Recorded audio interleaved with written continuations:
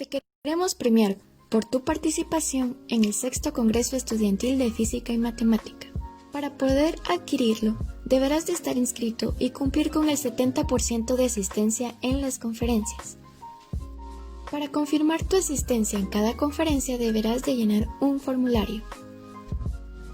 Si tú estás en YouTube, deberá de aparecer en la caja de información. Ahí aparecerá el enlace que te dirigirá al formulario. Si tú estás en Facebook, habrá un comentario destacado con el enlace.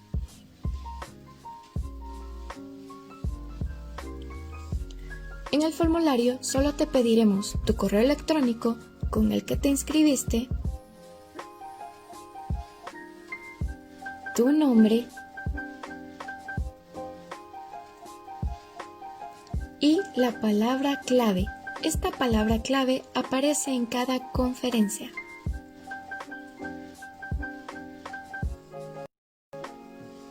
Cada conferencia tendrá un enlace diferente, por lo cual tendrás que confirmar siempre tu asistencia. Gracias por formar parte del Sexto Congreso Estudiantil. Te esperamos con ansias.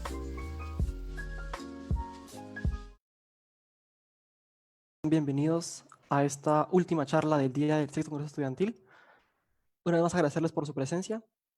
Quiero recordarles por última vez, el día de hoy, que pueden registrar su asistencia en el comentario que está pineado en Facebook y en la descripción del video de YouTube. Ahí en el formulario aparece la palabra clave que tienen que ingresar, entonces con eso vamos a registrar su asistencia. No hace falta que la registren tanto por YouTube ni por Facebook, porque el Google Forms nos va a avisar cuando hayan entrado y cuando hayan registrado su asistencia. El día de hoy tenemos el honor de contar con la presencia del doctor Kevin Martínez Folgar.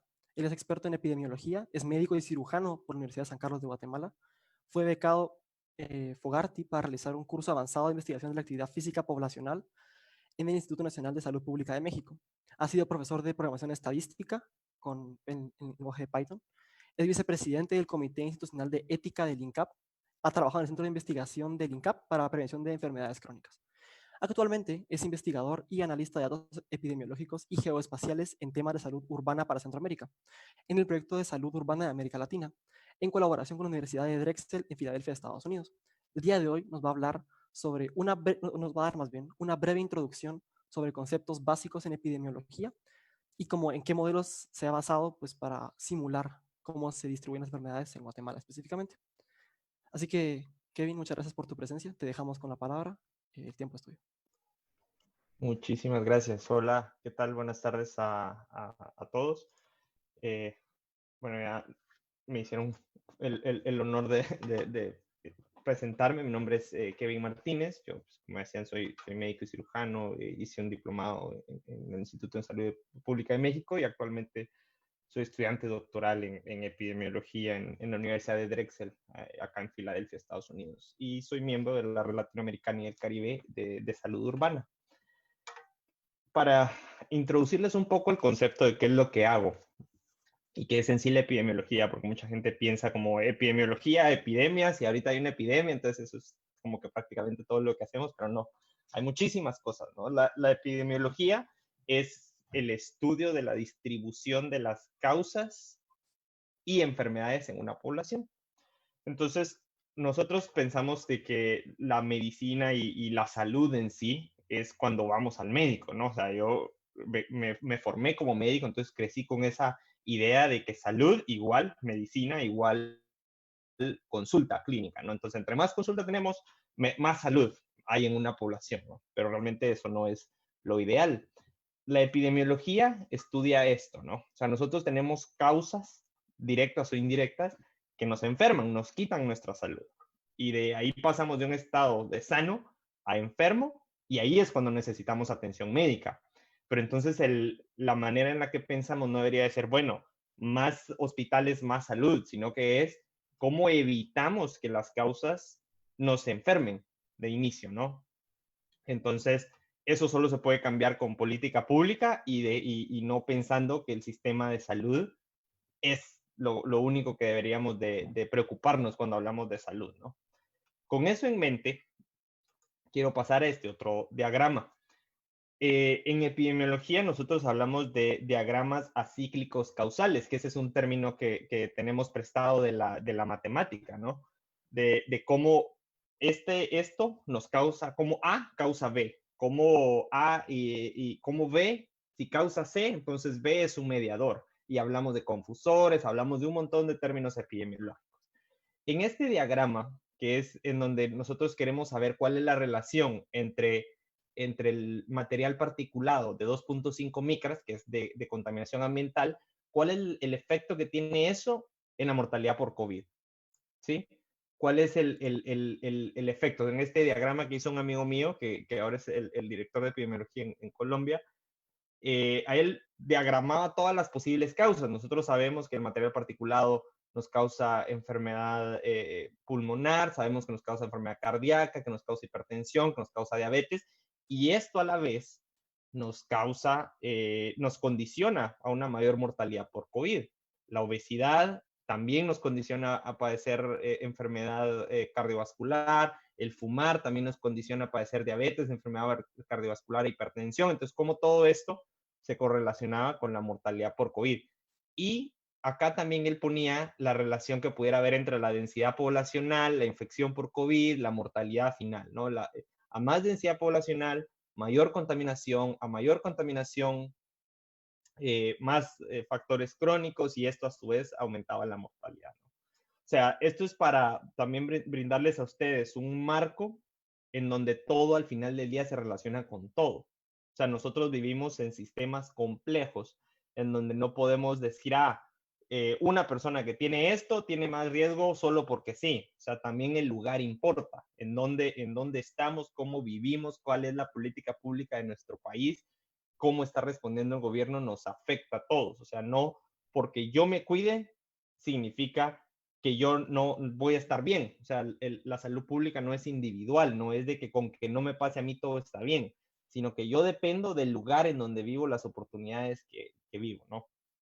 Ahora, ese es como el contexto el marco que nosotros estudiamos en epidemiología, ¿no? En tres áreas que son tiempo, lugar y persona, que ya los vamos a ver un poquito más adelante. Entonces, en epidemiología, ¿cómo medimos nosotros las enfermedades en una población? Hay 1000 maneras de medirlo. Nosotros podemos hablar de una epidemiología descriptiva, en donde solo describimos qué es lo que está pasando, que podemos hablar de incidencias. Incidencias son casos nuevos en un momento en el tiempo o a lo largo del tiempo. Podemos hablar de prevalencias, que es los casos nuevos o antiguos en un punto en el tiempo, dividida a la población que pueda estar susceptible. Podemos hablar de los casos totales, es sin denominador, o sea, cuántos casos hay el día de hoy, cuántos hubo ayer, cuántos han habido en toda la historia. Podemos hablar de riesgos relativos, en donde comparamos esta población y la otra, cuál tiene mayor riesgo. Hablamos de odds ratio, que es una proporción entre riesgos de dos grupos distintos. Esto es en general en epidemiología, cuando queremos comparar quién se está enfermando más de esto y quién se está enfermando menos de lo otro. Pero ahorita estamos en una pandemia. O sea, ¿cómo podemos estudiar esto en el contexto de una pandemia? ¿Cómo la podemos estudiar? Bueno, podemos hacer casos por millón, podemos sacar casos totales dividido la población que puede estar susceptible, pero podemos hablar también de por millón de riesgo, porque sabemos que no todos al final están con el mismo riesgo. El riesgo puede estar determinado por el trabajo de una persona. Si una persona trabaja, por ejemplo, en servicio al cliente, esa persona tiene más contacto con más personas que alguien que puede trabajar, por ejemplo, en el sector de informática, en donde su trabajo es mantener servidores y lo puede hacer muy bien desde su casa o desde algún cubículo y no se relaciona absolutamente con nadie por días, por semanas. O sea, esa persona tiene muchísimo menor riesgo que alguien que trabaja en servicio al cliente. Entonces, bueno, podemos hablar de casos por millón de población en riesgo, pero bueno, tenemos ahí el problema del testing, ¿no? O sea, ¿cómo definir un caso? ¿Quién es un caso? ¿Sí o no? Bueno, ¿qué tal si para saltarnos eso hablamos de mortalidad? Hablamos de la mortalidad, pero la mortalidad per se puede o no puede, o puede no darnos una idea clara. Entonces, bueno, ¿qué tal mortalidad por casos infectados? ¿Sí? Pero ahí en casos infectados tenemos el mismo problema del testing. ¿Cómo definimos Y si la gente se está muriendo rápido y no los detectamos a tiempo, pues vamos a tener ahí un sesgo, digamos, en esa proporción. ¿Qué tal si entonces tratamos casos resueltos y mortalidad como denominador? Bueno, en fin, así podemos seguir. Hay una infinidad de maneras, pero ¿cuál es la correcta, no? ¿Cómo deberíamos de nosotros abordarla? Y la respuesta para el 98% de las preguntas en epidemiología es depende. O sea, todo depende, ¿verdad? O sea, esto está bien, depende. Esto lo puedo hacer, depende. La mayoría de las respuestas es depende, porque nada es ciencia muerta no es incluso la mate tiene su parte filosófica en donde pudiéramos objetar que 2 más 2 son 5, ¿no? Ahí les voy a compartir un artículo de por qué 2 más 2 son 5, pero todo depende, ¿no? Todo tiene cierta relatividad. En el 2001 hicieron un reprint, una reiteración de un paper publicado en 1985 por Jeffrey Rose. Jeffrey Rose puso este concepto. Jeffrey Rose era un médico británico muy aficionado a la epidemiología, uno de los grandes padres, digamos, de la epidemiología moderna, y puso este tema, que decía personas enfermas, poblaciones enfermas. Y él se enfrentaba en estas como dilemas de decir, bueno, ¿por qué este paciente en este momento en el tiempo tuvo esta enfermedad? Y él comparaba a dos tipos de poblaciones, comparaba a la población keniana y a la población londinense. Y decía, bueno, ¿qué hace que la población londinense tenga mayor enfermedad cardiovascular comparándolos con los kenianos? Y empezó a medir las presiones arteriales de ellos. Y se dio cuenta de que no solo los kenianos tenían presiones individuales menores, sino que la distribución entera, que era una distribución normal, estaba desviada hacia la izquierda comparada con los londinenses. Y es lo que les estoy enseñando acá, que es cómo la distribución entera estaba movida. O sea, cómo el estilo de vida de los londinenses, de los kenianos era tal que la distribución entera estaba más saludable, digamos, la población en general estaba más saludable y por eso ellos padecían menos enfermedades.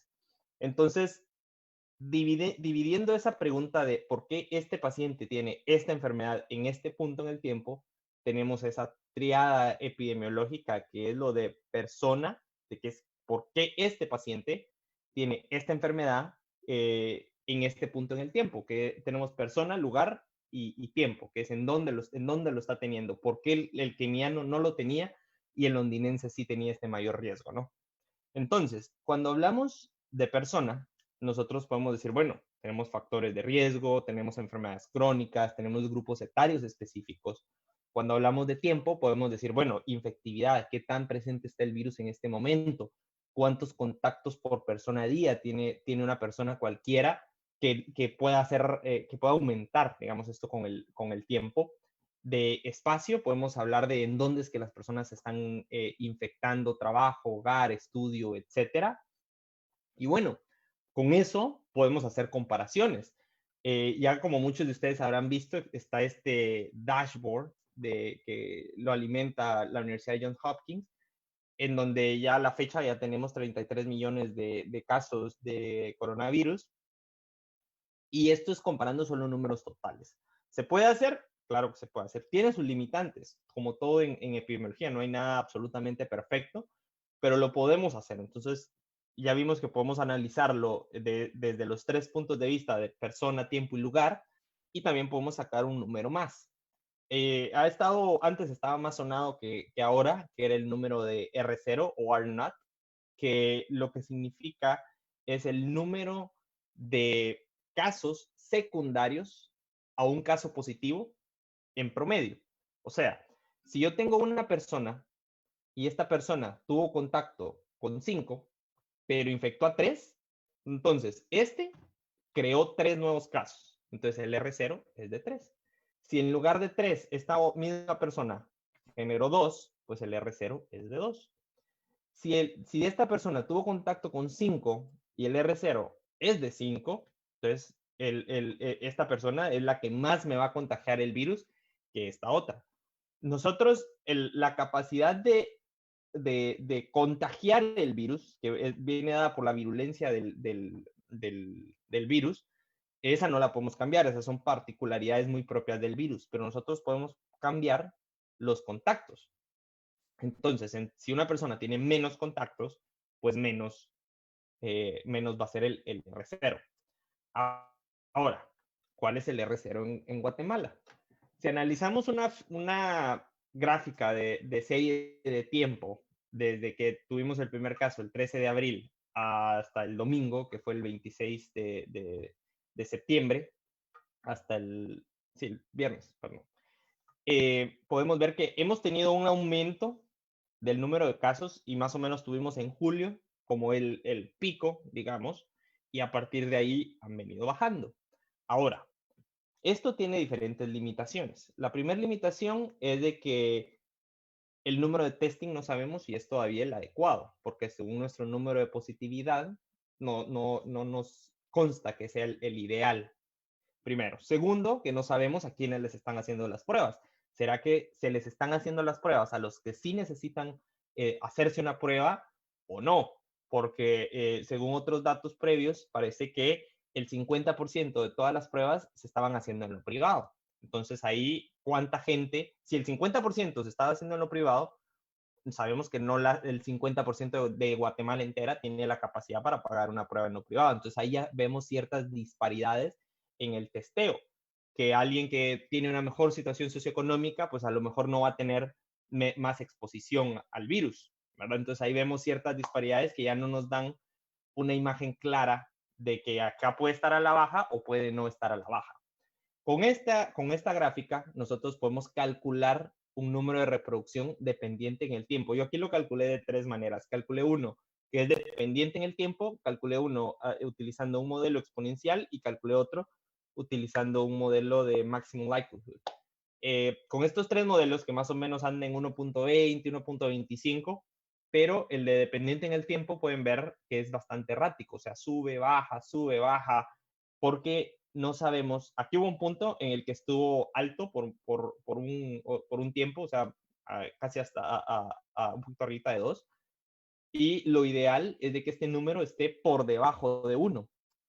Si vemos en esta imagen, si una persona, la mayoría no contagia a ninguno, pues entonces la epidemia se va a apagar y va a morir, ¿no? Bueno, eso es como para hablarles un poco de generalidades, de qué es lo que están viendo y demás, pero ahora vamos a hablar de cómo modelarlo. Modelaciones de enfermedades infecciosas. Las enfermedades infecciosas nosotros las podemos modelar de tres maneras. ¿Sí? Podemos hacer modelos compartimentales, que es dividiendo nuestra población en compartimentos o en conjuntos o grupos de personas. Podemos hacer modelos basados en agentes o podemos hacer modelos basados en redes.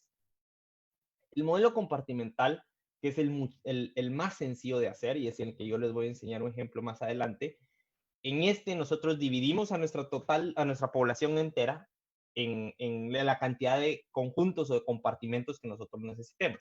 Por ejemplo, yo tengo mi total de personas susceptibles, de estas susceptibles, si se exponen a una probabilidad de infección, van a resultar infectados, y estos infectados con una probabilidad de recuperación, pues se van a recuperar. Este es el conocido como un modelo SEIR, que es de ecuaciones diferenciales. Otro modelo, que es el CIS, que es de susceptible con una probabilidad de infección, se infecta y luego, después de tener una probabilidad de recuperación, vuelve a ser susceptible otra vez. Esto es muy utilizado en modelos de infecciosos de enfermedades diarreicas, por ejemplo, en donde a mí me puede dar diarrea una vez, pero puedo volver a ser susceptible a que me dé diarrea en un futuro. Tenemos otro en donde tenemos un tiempo de exposición para desarrollar la enfermedad. Entonces tenemos susceptible, la probabilidad de exponerme y posteriormente una probabilidad de infectarme y por último de recuperarme. O si agregamos a este CIS o una probabilidad de exposición, entonces tenemos susceptible, expuesto, infectado y regresamos a la población susceptible de nuevo. El modelo basado en agentes, que este es de los más sencillo de programar, pero computacionalmente requiere muchísimo. En estos modelos lo que hacemos es que programamos como mini personitas y decimos, bueno, esta personita tiene contacto con esta otra y cuántos contactos yo necesito en esta personita para desarrollar la enfermedad. Y se van topando, ¿verdad? Con patrones que uno les dice que, bueno, se mueve cada cierto tiempo, tiene contactos con tal e inicio mi población con tanto, ¿sí? Ese es un modelo basado en agentes, en donde yo vengo, puedo hacer un mapa de la ciudad de Guatemala y decir, bueno, en la ciudad de Guatemala tantas personas se mueven de la zona 1 a la zona 10, de estos a la zona 5 y trabajan en conjunto con tal, y etcétera, ¿no? Lamentablemente no tenemos los datos desagregados a tal manera para poder construir estos modelos. Estos generalmente se usan ya sea encuestas para conocer patrones de trabajo y demás, y se alimentan con los datos de epidemiología que hubieran, que de momento no tenemos. Este es el siguiente tipo, que es el modelo basado en agentes. Como un tercero, tenemos el modelo basado en redes, porque en este ustedes pudieran agregar de que, bueno, este deja de tener cierto sentido porque los muñequitos van teniendo contactos casi que con cualquier gente que se les atraviesa, pero en la vida real eso no pasa. O sea, nosotros tenemos nuestras redes de contacto en donde vamos teniendo, o sea, por ejemplo, yo ahorita pudiera venir e ir a ver a mis papás, entonces con eso, si yo lo tengo, puedo infectarlos, ¿no? Y así, o sea, eso es lo que simula esto, que los contactos no ocurren al azar, sino que ocurren con más frecuencia con las personas que generalmente teníamos contactos desde antes de la pandemia, ¿no? O sea, son esas redes de contactos y redes humanas, ¿verdad? Que esa es una tercera manera entonces para modelar epidemias en general, que es basados en redes. Bueno, pero todo esto, un epidemiólogo español decía que al final del día los métodos epidemiológicos son inútiles, porque solo nos dan respuestas. O sea, yo le puedo meter cualquier cosa a un modelo y el modelo me va a dar una respuesta. O sea, el tema entonces no es saber hacer el modelo y que me dé una respuesta, sino saber hacer las preguntas, ¿no? O sea, ¿cuál es la pregunta que yo quiero responder? Y para eso hago mi modelo, ¿verdad? Porque no hay un modelo único que es como one fits all, no hay un solo modelo que me sirva para todo, ¿verdad? Entonces, problemas específicos necesitan modelos específicos. Entonces, yo partí con dos preguntas. Mi primera pregunta es, ¿cuánto tiempo pasaría hasta que el COVID se distribuyera en todo el país? Y el segundo es, ¿cuál sería el último municipio en infectarse? Con eso, yo tenía tres insumos. Tenía el censo del 2018, tenía R, porque soy programador de hobby, me gusta programar, y tenía CMINF, que es un framework, un paquete en R, que nos permite hacer modelaciones estocásticas de enfermedades infecciosas. Entonces, bueno, empezando a modelar. Los modelos compartimentales, como yo les había dicho, era partir nuestra población en susceptible, expuesta, infectada y recuperada. Pero yo aquí iba a agregar un concepto de metapoblaciones o metapoblacional, en donde en lugar de partir de el 100% de la población en Guatemala y empezarlos a exponer, yo iba a partir cada departamento de Guatemala en mi propio modelo CEIR. Entonces yo iba a tener 22 modelos, ¿sí? Pero entre estos modelos, como la gente generalmente viaja de un departamento a otro, yo iba a tener cierto flujo. Yo iba a empezar con cierto número de casos en el departamento de Guatemala y con el flujo normal que se daba, iba a empezar a infectar a otros departamentos, ¿sí? Entonces, en este modelo muy teórico, las personas en el compartimento susceptibles, pues no tenían ninguna razón para aislarse, entonces seguían, a pesar de estar expuestos, seguían y infectados igual y recuperados igual. O sea, en este modelo no tenían, no hay un compartimiento todavía de cuarentena, ¿no? O sea, este es el primer borrador, digamos, por así decirlo. Bueno, entonces, ¿cómo empezamos? Gracias a las leyes de acceso a la información y demás, pues sabemos que la base de datos del censo es pública, entonces cualquiera puede venir y descargarlo. Y De esto tenemos 3 bases de datos. Tenemos la base de datos de personas, la base de datos de hogares y la base de datos de vivienda. En la base de datos de personas tenemos en donde cada fila es un individuo, ¿sí? En la base de datos de hogares sabemos que cada fila es un hogar, que pueden estar conformados por diversas personas, una misma familia. Y en la base de datos de vivienda tenemos que en una vivienda podemos tener diversos hogares, que pueden estar 2, 3 familias en una misma casa física y diferentes personas. Ese es como el orden lógico en donde uno puede unir estas 3 diferentes bases de datos. Entonces, vamos a empezar ya con código. En R, y primero se importan las librerías que uno va a usar. Yo soy muy fanático del Tidyverse porque me facilita un poco la vida, porque es una manera de hacer programación funcional que es muy, muy sencilla. Entonces importo el Tidyverse, importo Haven por si hay algo que quiera abrir otras bases de datos que quiera abrir en adelante. Janitor, que es otra librería que me sirve a mí para hacer limpieza de bases de datos. Data.table, que es para cargar mis CSVs muchísimo más rápido. Tiene muchísimas más funciones, pero yo para eso lo utilizo. Stringer, que me sirve para manejar mis cadenas de caracteres de texto, en caso lo necesite, ¿no? Entonces, con eso, yo voy a abrir la base de datos del censo. La información que yo quiero sacar de la base de datos de persona es cuántos años tiene la persona, por si más adelante se me antoja generar otros compartimentos por grupos etarios, el departamento en donde vive, el departamento en donde trabaja, el municipio en donde trabaja, el departamento en donde estudia y el municipio en donde estudia. Que esas son preguntas que se hicieron en el censo. Entonces, con eso yo tengo departamento, municipio, número de vivienda, número de hogar, por si yo quisiera mezclarlo después, y las preguntas relacionadas a dónde trabaja, dónde estudia, edad, etc.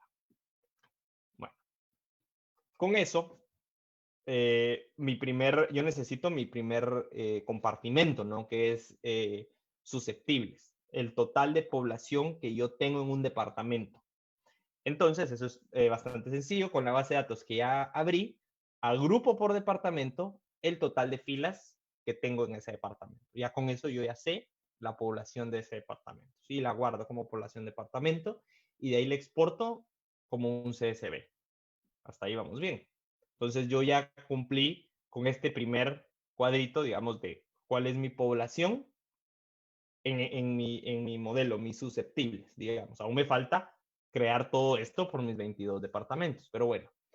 Algo que me falta todavía es estas limitas azules y rojas, que es los que van de una localidad a otra y los que van de esta localidad a esta, etcétera, ¿no? Entonces, estos son flujos departamentales. ¿Cómo puedo sacar esos flujos? De la misma manera que saqué mis poblaciones, yo puedo agrupar por departamento, el departamento en donde viven, el departamento en donde trabajan y agrupo el número de filas que hay en cada concordancia. Entonces termino con una base de datos en donde tengo la columna departamento de donde viven, que es el departamento de salida, el departamento de entrada, que es en donde trabajan, y con una tercera columna que es mi N, que es el total de personas que entran de un departamento, que salen de un departamento y entran en el siguiente. Ese es mi flujo departamental. Esa base de datos yo la guardo como un CSV, entonces ya tengo 2 bases de datos para trabajar. Tengo mi población y mi flujo. ¿Ok? Y ahí pasamos a lo siguiente, que es el modelo, el paquete estadístico en el que se analiza, que se llama SimInf.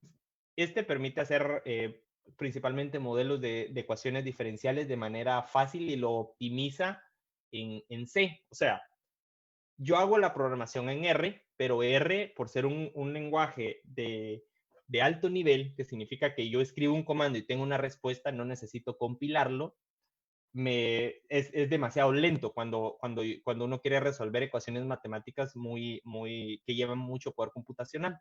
Entonces, lo que hace SimInf es que me traduce esto que yo estoy programando en R, me lo manda a C, me lo compila en C y ya me regresa el resultado en R, lo que hace el proceso de correr estos modelos muchísimo más rápido.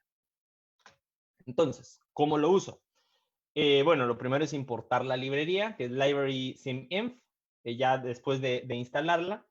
Y yo necesito crear un par de objetos. Mi primer objeto pueden ser las transiciones, que son mis ecuaciones de mi modelo de ecuaciones diferenciales.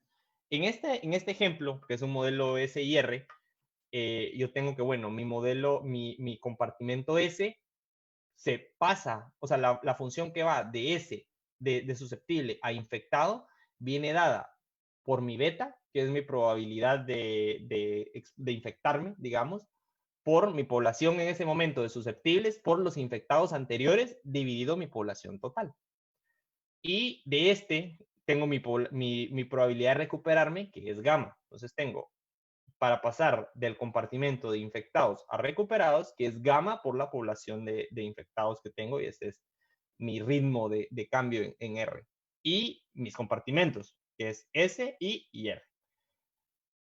Con esto yo ya definí como mi framework o el modelo que yo quiero hacer. Posteriormente, acá creo una base de datos que va a ser en donde cada fila va a representar un nodo, o en mi caso es un departamento, que va a tener una columna por susceptibles, una por infectados y una por recuperados.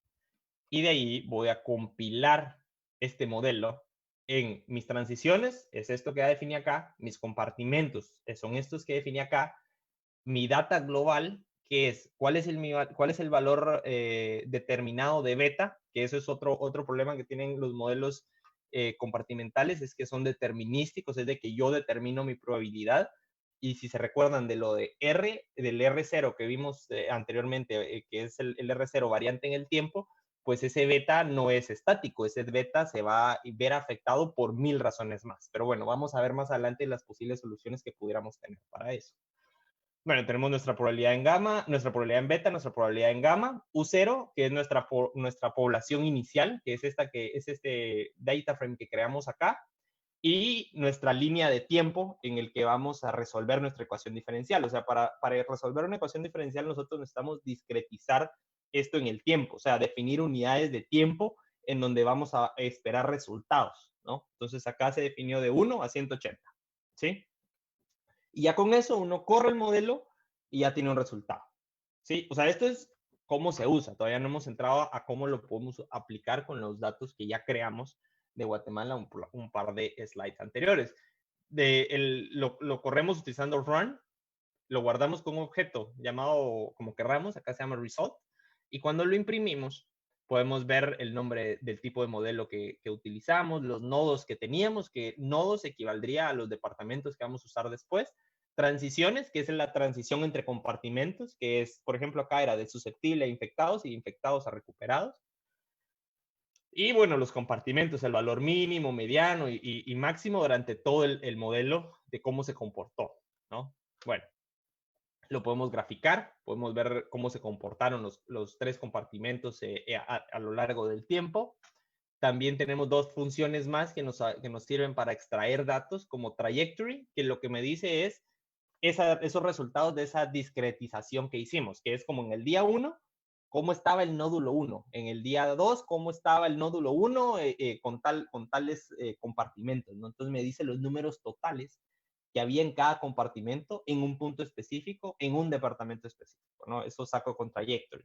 Con prevalence me saca la prevalencia, que la prevalencia, si recordamos, es el total de casos nuevos o no, o nuevos y antiguos, dividido la población en ese punto en el tiempo, ¿no? Entonces, con eso puedo sacar yo también alguna información de prevalencias.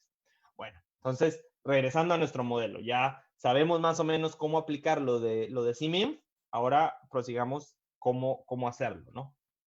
Bueno, volvemos a abrir las bases de datos que ya teníamos de población y flujo, solo que ahora acá incluimos una librería más, que es la de CMIM, que es con la que vamos a hacer el modelo, y más o menos así se miran las bases de datos que vamos a utilizar, que es los nodos, que es el número de departamento del 1 al 22, y la población que me decía el censo que había en cada lugar. Esta es la de población. La de flujo es en donde tenemos del nodo, o sea, del lugar en donde viven, al destino, que es al otro departamento, cuánta población se movió. Entonces aquí decimos del departamento 1 al departamento 2 se movieron 903 personas, ¿sí? Ahora, con esto tenemos un problema que no sabemos cuándo se mueven, ¿no? Bueno, este es todo el código resumido que lo vamos a ir partiendo. La primera parte es el de población en sí, que es, bueno, vamos a crear entonces nuestra población y compartimentos. De la base de datos de población, yo creo el resto de compartimentos, que es de exposición, infectados y recuperados, y los inicio en ceros, ¿sí? De ahí creo un número de infectados, que yo acá puse 10 en el nodo 1, o sea, para iniciar con 10 infectados en el departamento de Guatemala, pero esos 10 infectados que se los reste a la población de susceptibles que tenía, ¿no? Entonces ya tengo yo mi base de datos en donde cada fila representa un departamento y cada columna representa mis conjuntos de compartimentos, ¿no? Bueno, prosigamos. De ahí lo de movimientos. Si se recuerdan, yo tengo una base de datos en donde cada fila representa un departamento de entrada, un departamento de salida y un total de personas que se mueven en ese punto en el tiempo. Bueno, de eso, como yo necesito establecer movimiento, yo digo, bueno, en los días pares, estas personas van a salir y en los días impares, estos van a regresar. Entonces yo creo eso con un loop. Yo dije, bueno, por X en la secuencia de días pares del 13 del 2020, del 13 de marzo del 2020 al 13 de marzo del 2021, en grupitos de 2, o sea, días pares, va a haber movimiento. Entonces, la base de datos de flujo, le creo otros detalles que necesito para que me lo acepte, que es como la proporción.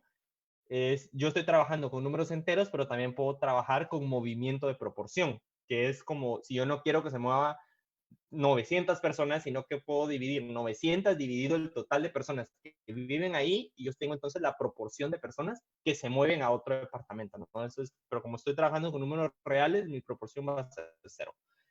Select, que es para el tipo de movimiento, y Shift, que es para cambio, ¿no? Creo esas otras columnas que son de requisitos para el framework, y en Time, que va a ser el día, que es el día en el que yo estoy haciendo mi movimiento, que se va a ir replicando entonces por todos los días pares, y hago lo mismo, pero ahora cambio mi nodo con mi destino, le doy la vuelta para que los que se fueron, regresen, ¿sí? Tengo ahora un movimiento a la inversa, y eso lo voy a tener en los días impares.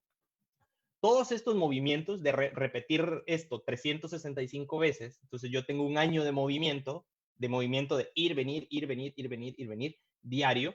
Yo no estoy como limitantes, digamos, en mi línea de días, yo no estoy excluyendo ni fines de semana, ni demás. Esto lo pudiéramos complicar aún más y discretizamos, en lugar de días, lo podemos discretizar por horas, por ejemplo. Entonces yo digo, bueno, a tales horas van y a tales horas regresan y esto de lunes a viernes, etcétera, etcétera, ¿no? Esa es otra manera de seguirnos complicando más la vida. Entonces, termino, guardo todo esto en este objeto que se llama mover y lo último que hago es que convierto este time solo en un objeto, en una columna de tipo date o de tipo fecha para ya tener la lista, ¿no? Bueno, ya tenemos entonces nuestra base de datos de poblaciones y ya tenemos nuestra base de datos de flujos, ¿verdad? De flujos entre personas. Bueno, entonces ahora ya solo nos queda correrlo, ¿no?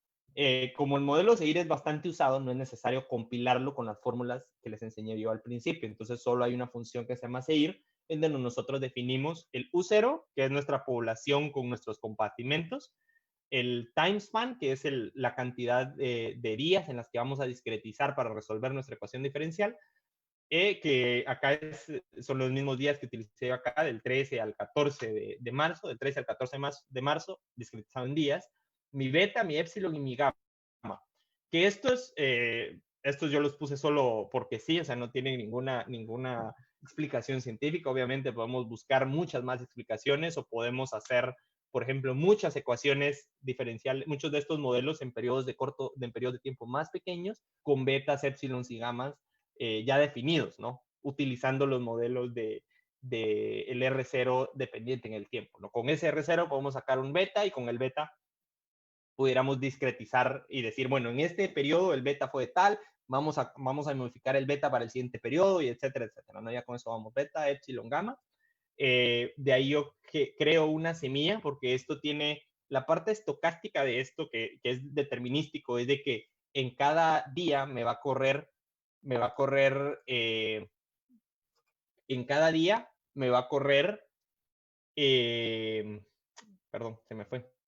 Bueno, la parte estocástica que tiene esto es de que para cada día me va a agarrar una población específica, perdón, una población aleatoria de mis compartimentos, y me la va a mover al siguiente nodo, al siguiente departamento. Entonces, como cada vez que yo corra el modelo voy a tener resultados distintos, pues pongo una semilla para sacar esto de pseudonúmeros aleatorios, y que cada vez que yo corra mi modelo tenga los mismos resultados. Y por último, guardo mi modelo como un objeto de R para poderlo recuperar y no volverlo a correr, que lleva cierto tiempo, cada vez que yo necesite. Y con eso lo puedo graficar, ¿sí? Lo puedo graficar como esto, en donde yo tengo, bueno, mi línea de tiempo. Estas áreas dentadas, si ustedes están viendo, es ese cambio en las poblaciones, en donde un día tengo más, un día tengo menos, etcétera, ¿no? O sea, esos cambios de lo rojo es mi compartimento susceptibles, mi verde es mi compartimento de expuestos, lo morado de recuperados, y esta azulita que se mira acá es de infectados. También puedo analizar nodos específicos, como el departamento de Guatemala per se. Puedo analizarlo para ver cómo le fue o cómo le pudiera haber ido. Y también puedo hacer animaciones, ¿no? Para ver cómo se iba con este movimiento que yo obtuve del censo, y con 10 personas iniciando en el departamento de Guatemala, cómo con el tiempo el virus se iba regando. Entonces yo acá puedo decir, bueno, ya para junio, perdón, el virus ya estaba en todos los departamentos. Ya había por lo menos un caso en cada departamento, ¿sí? Ahora, con más tiempo, ¿qué otras cosas podemos hacer? Bueno, podemos hacer un modelo municipal en donde podemos hacer este mismo modelo que hicimos departamental, lo discretizamos en municipios, y bueno, tenemos los resultados, son los resultados nacionales, o los resultados municipales, como el municipio de Guatemala, que como hay mucho más movimiento que departamental, interdepartamental, más gente entra y sale del municipio de Guatemala que en el municipio per se, podemos hacer también este otro tipo de animaciones municipales, en donde vemos cómo poco a poquito se va diseminando el virus en todos los municipios, ¿no? Y esto lo podemos hacer un tipo de bootstrapping, en donde lo volvemos a correr, lo volvemos a correr, lo volvemos a correr, lo volvemos a correr, y con eso podemos sacar una distribución de municipios, de quién fue el primero en infectarse y quién fue el último. Bueno, el primero ya sabemos que fue el municipio de Guate, pero quién fue el último, y de todas esas repeticiones o esas iteraciones, ver cuál es el municipio que, a pesar de todas las iteraciones, termina siendo el último en infectarse, ¿no? Que va a estar dada por la interconectividad que haya entre municipios, que fue los datos que sacamos del censo. También podemos agregar un compartimento más, que es el de defunciones, y podemos agregar ese compartimento de defunciones y ver cómo eso nos cambia en sí todas las curvas a nivel municipal, ¿sí? Y eso es todo lo que les tengo por el día de hoy. Espero lo hayan disfrutado. Muchísimas gracias por escucharme, y estoy abierto a preguntas. Muchísimas gracias por tu conferencia, Kevin. De verdad que, menos en mi opinión, ha estado muy, muy buena. Y sí, nos he hecho un par de preguntas, entonces vamos a ver si tenemos tiempo de hacerlas, pero yo creo que sí. La primera pregunta es, ¿qué criterio podemos utilizar para determinar si el número de pruebas es adecuado? O sea, si están bien distribuidas, o a partir de qué datos podemos determinar una incerteza para las pruebas realizadas. Mira, el número de pruebas viene siendo, o sea, el número sí sirve, pero más que el número per se es a quién. O sea, faltan más datos de contexto, más datos de cuál es el perfil de las personas que se están siendo testeadas. O sea, si yo comparo que, le estoy haciendo más pruebas a los más jóvenes, por ejemplo, porque son los que pueden ir al centro, porque tienen el tiempo, porque tienen, etcétera, o le estoy testeando más a mujeres, por ejemplo, pero yo sé que al final la mortalidad es mucho mayor en hombres. Entonces ahí hay disparidades entre a quién le estoy haciendo la prueba y quién es el que me termina como desencadenando las peores consecuencias. Entonces, como de regla general, se está hablando del valor de positividad, que es del total de pruebas que yo estoy haciendo, cuántas me salen positivas, ¿sí? Y entre más alto sea ese valor, menos, o sea, mayor es la cantidad teórica de pruebas que necesito, ¿verdad? Eso viene dado por la teoría de que yo estoy haciendo mis pruebas aleatoriamente y que son suficientes. Pero si yo hago test en un lugar que, por ejemplo, si yo sé que la mayoría que se enferma son hombres que por su trabajo tienen contacto con más personas, pero yo estoy testeando mujeres y niños, pues mi valor de positividad va a ser muy bajo. O sea, ahí voy a estar como sesgando eso, ¿no? Entonces, la manera adecuada es tenerlo distribuido de manera pseudo aleatoria, porque no podemos realmente estar testeando aleatoriamente a todos. Entonces, se tienen que dirigir a las poblaciones más vulnerables, pero de momento no tenemos datos para decir a quiénes realmente estamos testeando, ¿no? Ok, gracias. Creo que está con otra pregunta justamente y es, pues, ¿qué tanto cambia el valor de R0 en diferentes grupos de poblaciones, por ejemplo, en diferentes grupos de personas? Que va muy de la mano con lo de a quiénes tenemos que testear, ¿verdad? Sí, el valor de R0 depende mucho o sea, podemos decir que, bueno, cuando nosotros nos infectamos del virus, nuestro cuerpo empieza a pelear con el virus. Entonces, al principio el virus empieza a replicar en nuestro cuerpo y la carga viral empieza a aumentar. Cuando nuestro cuerpo empieza a combatir el virus, pues la carga viral se contrarresta y empieza a disminuir. Cuando nosotros empezamos con síntomas, es porque nuestro sistema inmune ya está alerta del virus y se está defendiendo del mismo. Entre mayor sea la carga viral, mayor va a ser la probabilidad de que yo contagie a los demás, ¿sí? Y si más se tarda mi cuerpo en pelear y en detectar que yo tengo síntomas, mayor la probabilidad que yo siga infectando gente. Por eso es que se vuelve tan importante el distanciamiento social y el reducir los contactos por persona. Porque como yo puedo tener una carga viral que está aumentando porque me acabo de infectar y el virus está empezando a replicarse y mi sistema inmune todavía no ha reaccionado y lo va a atacar para bajar esa carga viral, estoy infectando a un montón de gente, ¿sí? Entonces, ahí es donde, bueno, no sé si más o menos eso responde parte de Sí, la sí, pregunta muchas que gracias. varía, ¿no? Sí, sí, muchas gracias. Y, a ver, otra pregunta. Veamos por acá. Dice, bueno, creo que estas dos están igual relacionadas. La primera es si el movimiento de los modelos basados en agentes es totalmente aleatorio, como una caminata aleatoria. Y la segunda pregunta que está como relacionada, creo yo, es si se toma en consideración el tiempo de traslado de una persona de un departamento a otro también, en esa caminata aleatoria, digámoslo así. En la del primero de modelos basados en agentes, depende de qué quiera el programador. O sea, uno puede definir de que, bueno, si yo vengo y defino un grid, o sea, una rejilla en donde digo que este se mueve del cuadrito A1 al cuadrito Z6 o al cuadrito cualquiera, puedo decir que se mueve en línea recta o que se mueva por cierto camino y demás. O sea, yo puedo definir esas rutas de movimiento como que fuera un tablerito de ajedrez, ¿no? Yo digo, mi muñequito, mi peón, se mueve por ciertas celdas, ¿no? O sea, eso lo puedo definir, o lo puedo definir que mágicamente desaparezca y aparezca en el otro. Por ejemplo, si yo estuviera modelando transporte por carro, por ejemplo, que no tiene contacto con nadie y demás, entonces ese puedo desaparecerlo y aparecerlo en otro lado. Pero si yo digo, bueno, voy a simular que esta persona se mueve por transporte público, entonces tengo que simular un busito en donde se suben un montón y todas esas personas tienen contacto por cierto tiempo, ¿no? Pero lamentablemente para hacer este tipo de modelos en Guate no tenemos datos, ¿verdad? No hay ninguna encuesta de transporte o de variables más tangibles que nos sirva para crear estos modelos. Muchísimas gracias. Igual como con lo de la computación, es cuánto tiempo aproximadamente toma hacer una simulación de estas, una completa, por ejemplo.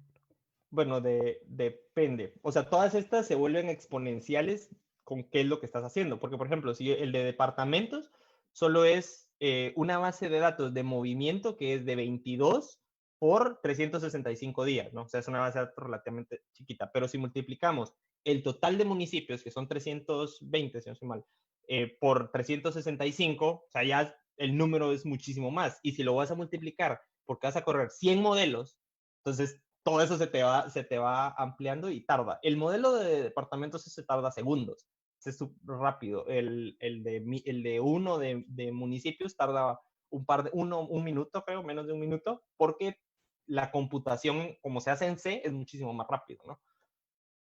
Pero sí, en un par de horas uno puede hacer unos 200, 300 modelos más. Ok, Eso en el compartimental. Los modelados por agentes, esos son mucho más, llevan mucho más poder computacional. ok. Muchísimas gracias de verdad por tu conferencia. Al menos por mi parte, yo sí aprendí un montón sobre cómo se distribuyen las enfermedades. Voy a revisar, pero yo creo que con eso realmente te agradezco un montón tu participación. Queremos recordarle a la audiencia, primeramente, que nos vemos mañana a las 9 de la mañana, hora guatemalteca, o sea, hora estándar -6. Nos vemos entonces el día de mañana. Una vez, muchas gracias por su participación y por su asistencia. Y gracias a Kevin de nuevo por su charla tan enriquecedora. Y nos vemos mañana entonces. Muchas gracias. Gracias.